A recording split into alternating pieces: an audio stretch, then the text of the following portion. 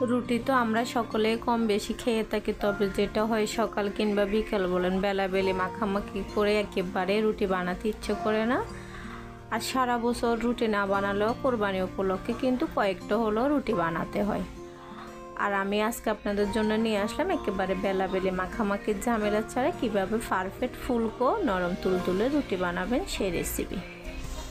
দেশ ও দেশের বাইরে থেকে যেখান থেকে আপনাদের মূল্যবান সময় দিয়ে আমার ভিডিওটা দেখে থাকেন তাদের সবাইকে মন থেকে জানাচ্ছি অসংখ্য ধন্যবাদ। আসসালামু আলাইকুম। আপনারা সবাই কেমন আছেন?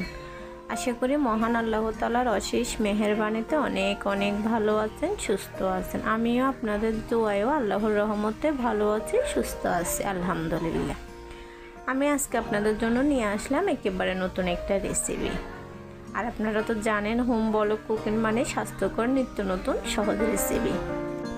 আর আজকে আমরা দুই কাজিন মিলে আপনাদেরকে দেখাবো কিভাবে মাখামাখি বেলাবেলির ঝামেলা ছাড়া ঘরে ফুলকো ও নরম তুলতুলে পারফেক্ট রুটি বানাবেন।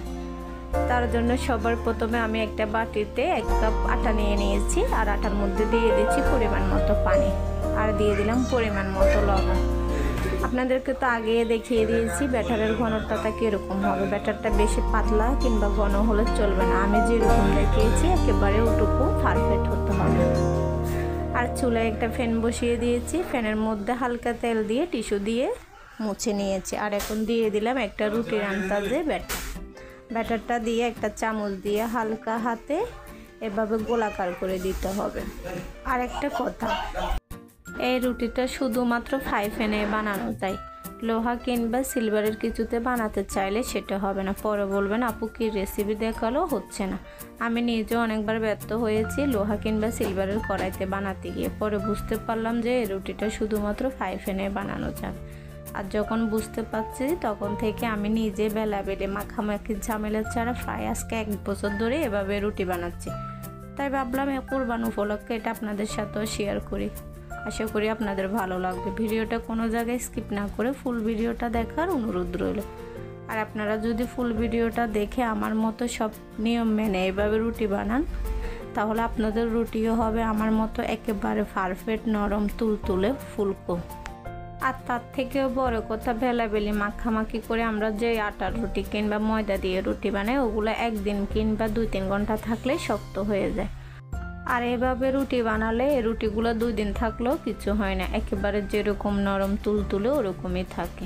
কথা বলতে বলতে দেখুন আমার একটা রুটি রেডি হয়ে গেল। আর আপনারা তো দেখতেই পেলেন আমি কিভাবে রুটিটা বানিয়েছি। আশা করি আপনারাও এভাবে ট্রাই করেন, ব্যর্থ হবেন না। আমি এখন এই রুটিটা তুলে নেব। আর একইভাবে প্রথমবারের মতো টিস্যু দিয়ে ফ্রাই প্যানটা মুছে দেব। আর মুছে আবারও একটা রুটির আন্দাজে ব্যাটার দিয়ে সেমভাবে সবগুলা রুটি একইভাবে বানিয়ে নেব। আপনারা যারা আমার চ্যানেলটা আগে থেকে সাবস্ক্রাইব করে বন্ধু হয়ে প্রতিনিয়ত আমার ভিডিওগুলো লাইক দিয়ে দেখে থাকেন তাদেরকে মন থেকে জানাচ্ছি অনেক অনেক ধন্যবাদ। আর তাদের জন্য অনেক অনেক দোয়া করতেছি, তারা যেন সবসময় ভালো থাকে সুস্থ থাকে। তারা তো ভালো থাকতেই হবে, তারা ভালো না থাকলে আমার ভিডিওগুলো কে দেখবে। আর যারা আমার চ্যানেলে নতুন, আমার চ্যানেলটা এখনো সাবস্ক্রাইব করেন নাই, তাদের উদ্দেশ্যে বলতেছি ভিডিওটা ভালো লাগলে চ্যানেলটা সাবস্ক্রাইব করে পাশে থাকার অনুরোধ রইল। আর পাশে থাকা বেল আইকনটি বাজিয়ে দেন যেন আমাদের পরবর্তী নতুন ভিডিওগুলো সবার আগে আপনাদের কাছে পৌঁছে যায়। ভিডিওটা ভালো লাগলে একটা লাইক করতে ভুলবেন না। আর ভিডিওটা যদি বেশি ভালো লেগে থাকে শেয়ার করে আপনার বন্ধুদেরকে দেখার সুযোগ করে দেন। ভিডিওটা কেমন হলো কমেন্ট করে জানাবেন, ভালো হলেও কমেন্ট করে জানাবেন, খারাপ হলেও কমেন্ট করে জানাবেন। আবারও বলতেছি যারা যেখান থেকে ভিডিওটা দেখতেছেন অবশ্যই একটা লাইক দিয়ে ভিডিওটা দেখা শুরু করবেন। আপনাদের একটা লাইক আমার জন্য অনেক মূল্যবান, নতুন ভিডিও বানাতে উৎসাহ দেয়। তাই লাইক দিয়ে ভিডিওটা দেখা শুরু করবেন, রিকোয়েস্ট রইল।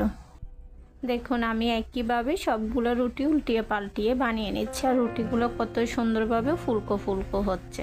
তবে এই রুটিটা কিন্তু আটা কিংবা ময়দা দিয়ে বানাতে হবে, চালের কিন্তু হবে না। চালের গুঁড়ো কিন্তু ভুলেও দিতে যাবেন না, চালের গুঁড়ো দিলে আপনার রুটিটা কিন্তু পারফেক্ট হবে না, চিতল পিঠার মতো হয়ে যাবে।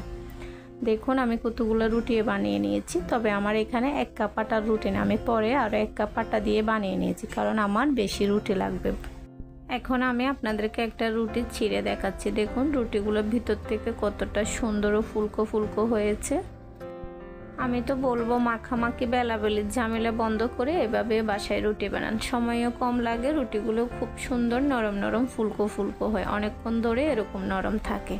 আজকের জন্য এটুকুই। সবাই ভালো থাকবেন, সুস্থ থাকবেন। আল্লাহ হাফেজ।